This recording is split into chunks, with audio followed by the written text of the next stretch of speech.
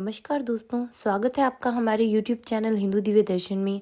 आज हम इस वीडियो में आपको बताएंगे समुद्र में डूबी हुई द्वारका के अनसुलझे रहस्य। पूरे 5000 साल बाद जब द्वारका के समुद्र से निकले श्री कृष्ण के सबूत। दोस्तों, हम इस चैनल पर आपको ज्योतिष और दैनिक जीवन से संबंधित विभिन्न प्रकार की जानकारियाँ समय समय पर देते रहते हैं। तो दोस्तों, सबसे पहले हमारा ये चैनल सब्सक्राइब कर ले। वैज्ञानिक से लेकर भक्त तक सब हुए हैरान। गहरे समुद्र से निकले द्वापर युग के इस राज ने सरकार के होश उड़ा दिए। इससे सदी का सबसे बड़ा खोज मानी जा रही है।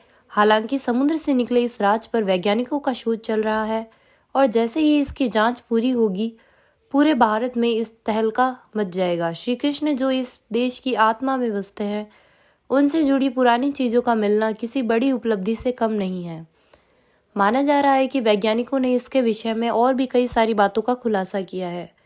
द्वारका में कृष्ण भक्तों की भारी भीड़ न उमड़े, इसलिए सरकार भी इस बात को दबा रही है।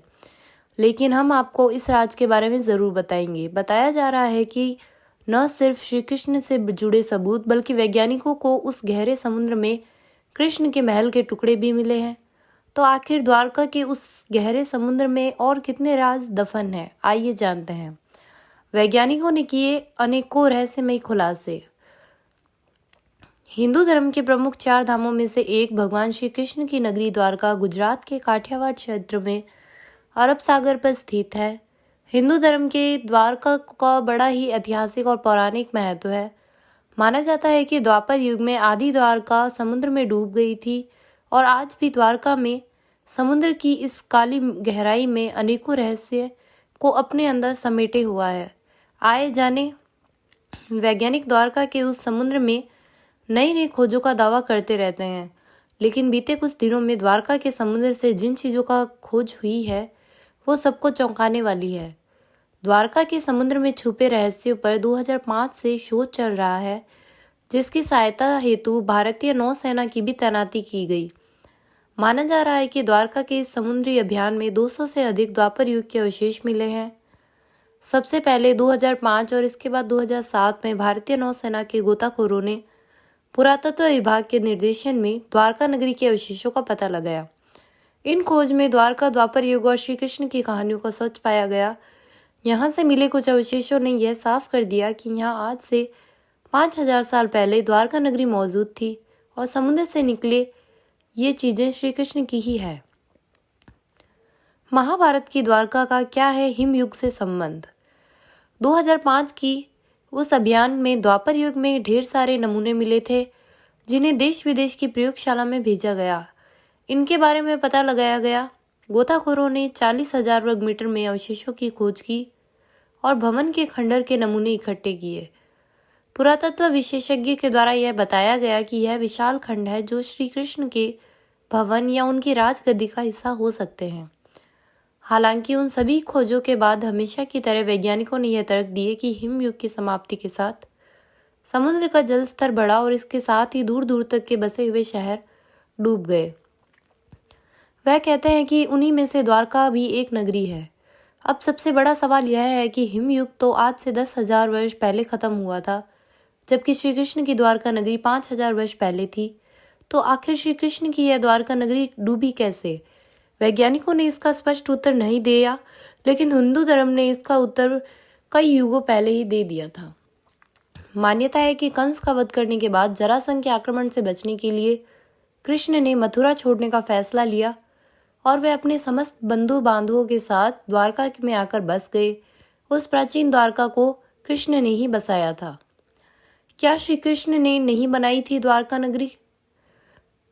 कुछ कहानियों में यह भी बताया गया है कि द्वारका कृष्ण के यहाँ आने से पहले से मौजूद थी और उसे पहले कुश स्थली के नाम से जाना जाता था। माना जाता है गरुड़ की सलाह और ककुश्री के आमंत्रण से कृष्ण कुश स्थली आए थे। बाद में दैव शिल्पी विश्वकर्मा द्वारा कृष्ण ने वहाँ भव्य मंदिर, भव्य भवन आदि का निर्माण करवाया। नगर के चारों तरफ द्वार थे, इसलिए इस नगर को द्वारका के नाम से जाना गया। यहाँ कृष्ण ने 36 वर्षों तक शासन किया। कृष्ण के देह त्यागने के बाद नगरी समुद्र में डूब गई और कृष्ण का कुल नष्ट हो गया। श्री कृष्ण के परपोते वज्रनाभ द्वारका के अंतिम शासक थे जो अंत तक जीवित रह गए। कहते हैं कि द्वारका के समुद्र में डूबे जाने के बाद अर्जुन द्वारका आए और वज्रनाभ और अन्य जीवित यादवों को अपने साथ हस्तिनापुर ले आए। अर्जुन ने वज्रनाभ को हस्तिनापुर में मथुरा का राजा घोषित किया। वज्रनाभ के नाम से मथुरा क्षेत्र के वज्रमंडल भी कहा जाता है। माना जाता है कि कृष्ण के पुत्र शांब को मिले श्राप के कारण द्वारका का विनाश हुआ और गांधारी से मिले श्राप के कारण कृष्ण के कुल का विनाश हुआ। बाद में यहाँ 8वीं शताब्दी में सनातन धर्म की रक्षा और प्रसार के लिए आदि शंकराचार्य ने द्वारका पीठ की स्थापना की थी। द्वारका में क्यों आए थे शंकराचार्य? हिंदू धर्म के प्रमुख चार धामों में से एक द्वारकापुरी 2 भागों में है। वर्तमान में गोमती द्वारका और बेट द्वारका एक ही द्वारकापुरी के 2 भाग हैं। गोमती द्वारका में ही द्वारका का मुख्य मंदिर है जो श्री रणछोड़ राय मंदिर या द्वारकाधीश मंदिर के नाम से जाना जाता है। यह मंदिर लगभग 1500 वर्ष पुराना है। यह मंदिर 7 मंजिला है। इस मंदिर के आसपास बड़े हिस्से में जल भरा हुआ है जिसे गोमती कहते हैं। इसके आसपास कई घाट है जिनमें संगम घाट प्रमुख है। इस मंदिर में भगवान की काले रंग की 4 भुजाओं वाली मूर्ति है। इसके अलावा मंदिर के अलग अलग भागों में अन्य देवी देवताओं के मंदिर और मूर्तियां स्थित है। मंदिर के दक्षिण के आदि गुरु शंकराचार्य आदि द्वारा स्थापित शारदा मठ भी है। धार्मिक दृष्टि से द्वारका को सप्तपुरियों में गिना जाता है। वर्तमान में स्थित द्वारका गोमती द्वारका के नाम से जानी जाती है। आधुनिक खोजों में भी इस क्षेत्र में रेत और समुद्र के अंदर से प्राचीन द्वारका के अवशेष प्राप्त हुए हैं।